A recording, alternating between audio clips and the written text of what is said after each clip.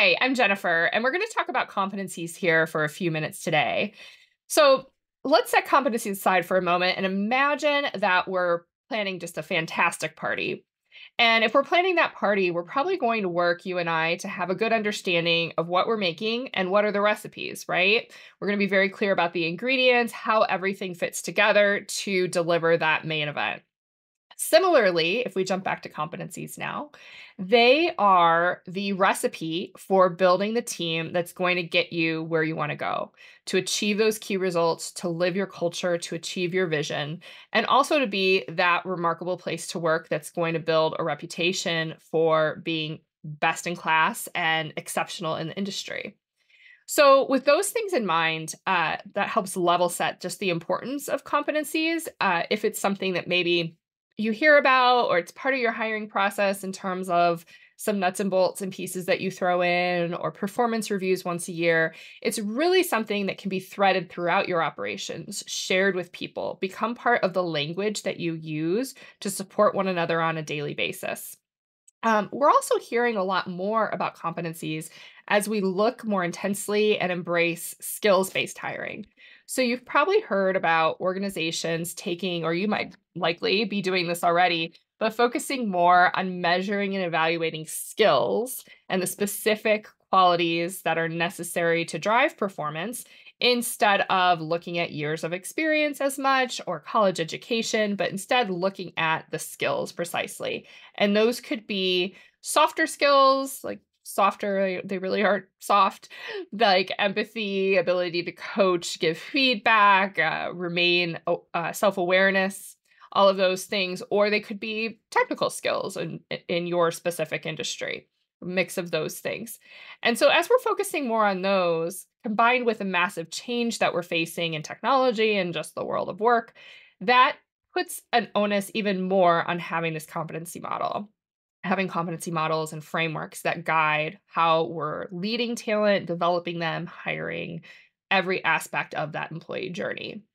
To reflect on change for a minute, if you take your industry, so think of a common core job in your industry or your field, and think of that job, what it was like in 2015.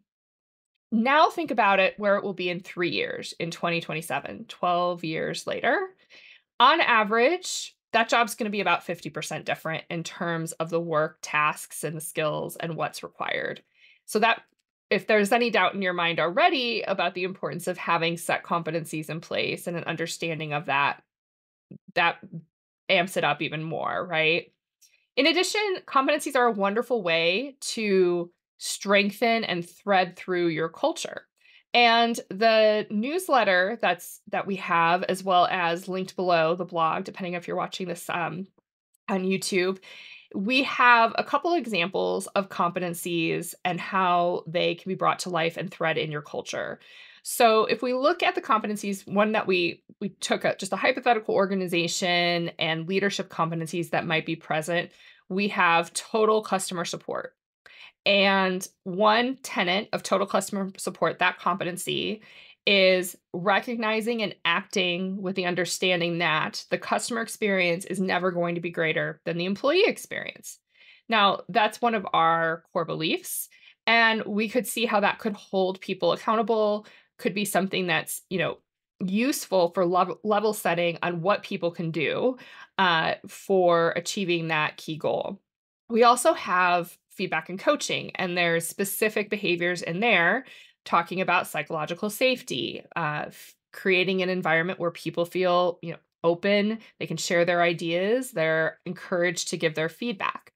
So in this way, we can see that competencies put the focus, if they're known and they're used in the day-to-day through regular performance conversations, one-on-ones, how we hire, how we develop, how we evaluate performance, what we do for training. They're used uh, in team all hands meetings, all the things. The more we celebrate and use those competencies, we can see that we're starting to focus on what people can do, and the more we do that, the less we focus on who they are and extraneous factors, maybe where they went to school, or who, personal relationships or other things that could get in the way of creating that inclusive work environment. and an environment where we all feel that we belong. And really, the whole reason that we've been writing and talking about competencies, one of the reasons, is everything that we've covered before. But also, I've had the opportunity to chat with a lot of leaders, whether they're in HR or also a lot of leaders in C-level roles, just organization wide operational roles, where they've shared that they're very hungry for a solution that would uphold and make their workplaces ones where people feel that they belong even more, that they're more inclusive, that they're supporting diversity, but that don't cause so much pushback from others on their team, that bring the whole team along with them. And competencies in this way are an easy win. A lot of organizations, I think I saw anywhere between 60 and 70% of organizations have competencies in some sense, but they might not be maximized to the extent that they can be.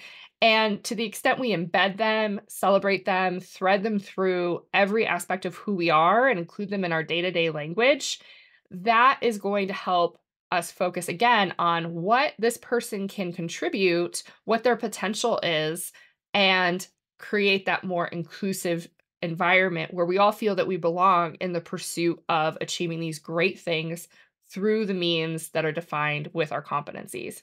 We provide a lot of great suggestions in the blog, like giving the competency model or framework, which sounds very technical, not connecting, giving it a name that embodies your culture and operation. So, for example, with Corvertis, our competency framework is called the Remarkable Growth Blueprint.